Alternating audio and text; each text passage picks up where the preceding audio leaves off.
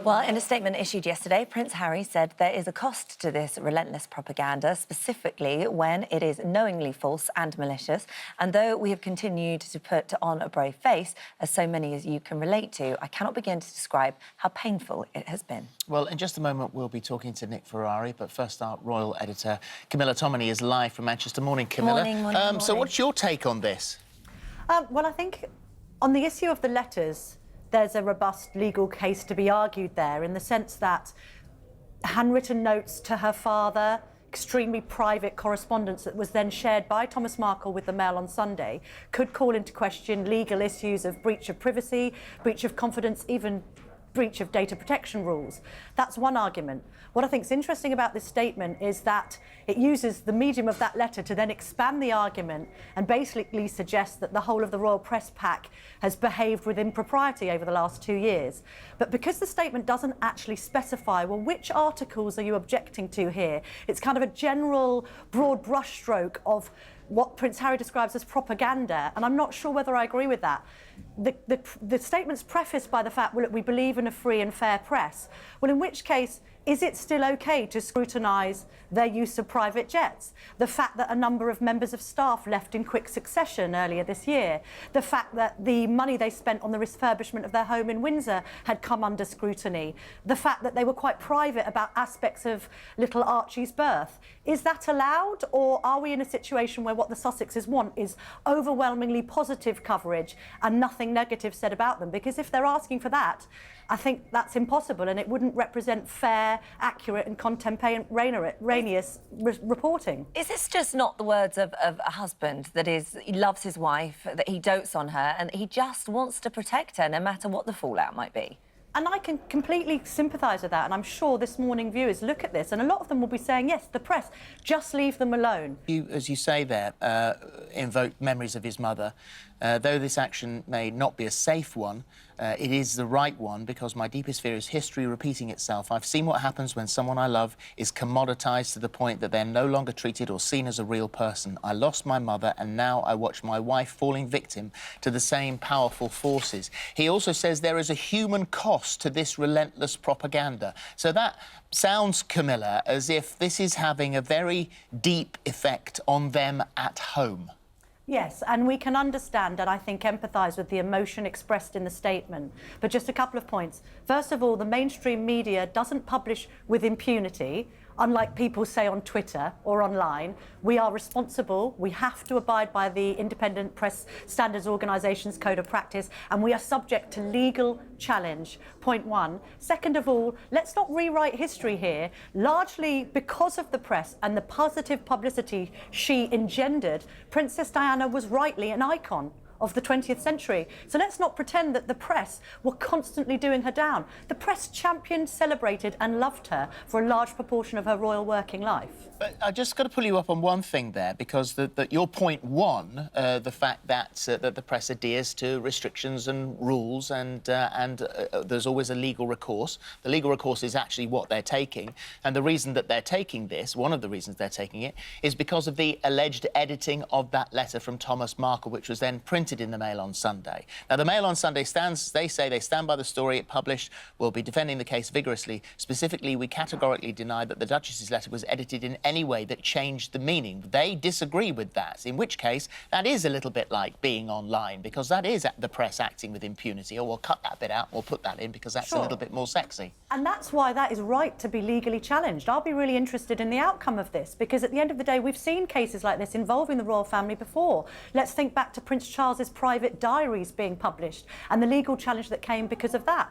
There is a legitimate case to say that the publishing of handwritten letters between a daughter and a father under these strange circumstances post the wedding, there is a legitimate case to say that was a breach of privacy. What I'm questioning is the broad brushstroke approach that's been used here to generalise the entire royal press pack as having behaved irresponsibly in an era where the mainstream media has never been under a greater onus to behave responsibly. Does the Queen know about this? The Queen has been informed of it, yes. Thank you very much. Thank you.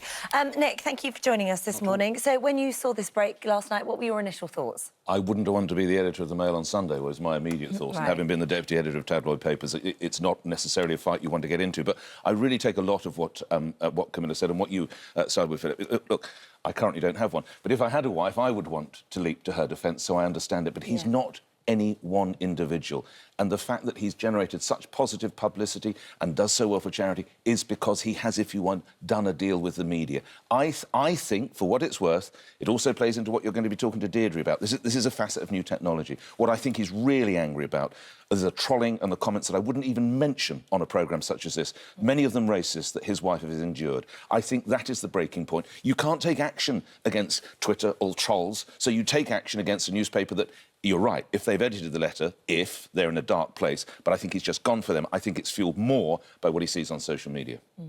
But as far as the reaction from the newspapers is concerned, it was interesting last night. Now, in fairness, the Mail Online today they've given the full statement. I mean, they've explained it all. Last night they didn't. So the first we all heard about this breaking news, and the story that was actually in the newspaper was the fact that it was a bit of a non-story. Really, it was they were reporting a story that the Range Rovers had been shipped from the UK to South Africa for the Duke of Duchess's tour. And then you read into it, and the 4x4s were drafted in because organisers at the Palace were unable to locally obtain secure enough vehicles for them. Well, obviously, we all want them to be safe if they're on a tour, so what's the story there? The cars for the trip were understood to have been offered by Jaguar Land Rover, so they didn't ask for them, and they were transported at no cost to the taxpayer. And that was the lead story yesterday when the story about them being sued was actually breaking. And you think, you're provoking them here. Although, yes, I hear you. I find it strange that no vehicles could be found. I can't believe there isn't something that drives the British consul or ambassador, whatever country they're in, and they couldn't get Land Rovers there. I think the point there that the press are looking at, and again, many of your viewers now will be screaming, that's outrageous, but he is someone who takes the problems of the environment so passionately. He says sometimes he finds it difficult to get up out of bed in the morning because he's so worried. And then we ship a fleet of cars. I know we haven't paid for it, but obviously it's taken some diesel or however they've got them there to get them to another part of that is, the press would say, a double standard. It's for the viewer to decide. Can I ask you then, do you think that this might have the opposite?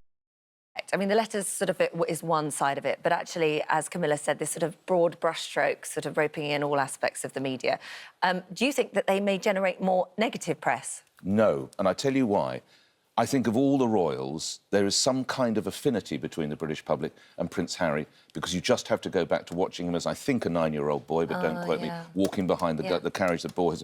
And I think he had the nation's heart there. Remember how happy we were, May of last year, I think it was, when they got married. It was like, it was a royal, but it was like a public holiday. One of the other parts of the extensive post that he put in his social media, the positive coverage of the past week from the same publications, exposes the double standards of this specific press pack that has vilified her almost daily for the past 9 months.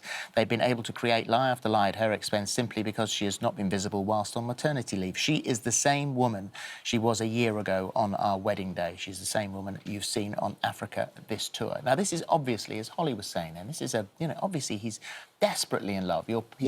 He's protecting the woman that he loves.